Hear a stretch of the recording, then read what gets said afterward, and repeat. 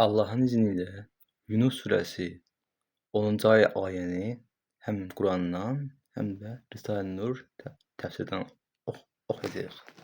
Allahın izni ilə. İndi Qurandan başlayaq. Onların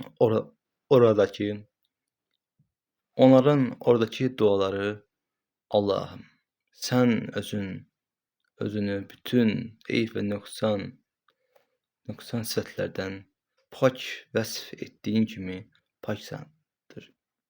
Oradakı salamları Allah tərəfindən mələklərlə və bir-birləri ilə salamlaşmaqları salamdır. Və bütün duaların sonu həmd və səna aləmlərin Rəbbi olan Allaha məxsus deməkdir. Bu Qurandakı şeydir. Quranda Yunus suresi 10. ayə. İndi buradan oxuyaq.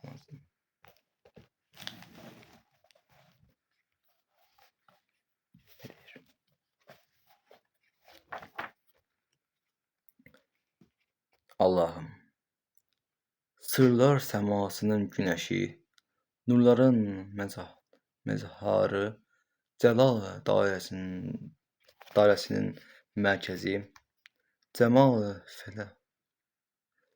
fələğin qütbü olan əhadiyyətə məhsub Muhammedin sallallahu aleyhi və səlləm latif zatına salat eylə.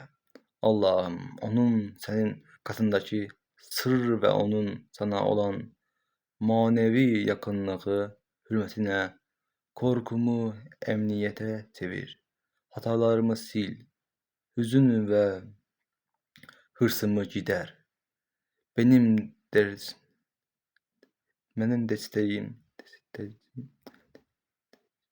destekçim ol. Beni benden alıp kendime götür. Yaklaştır. Benliğimden geçmeyi bana nasip et. Beni nefsime meftun ve hislerime perdelenmiş kılma.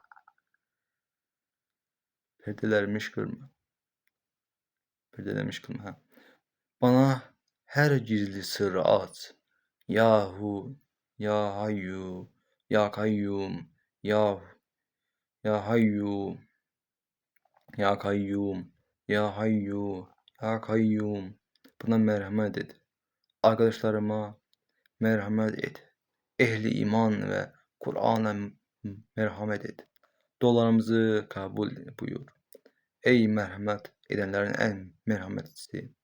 Ey kerem sahiplerinin en çok kerem sahibi Allah'ım. Duaları ezelden ebede her türlü hamd ve övgü, şükür ve minnet alemlerinin Rabbi olan Allah'a mahsustur. Sözleriyle sona erer.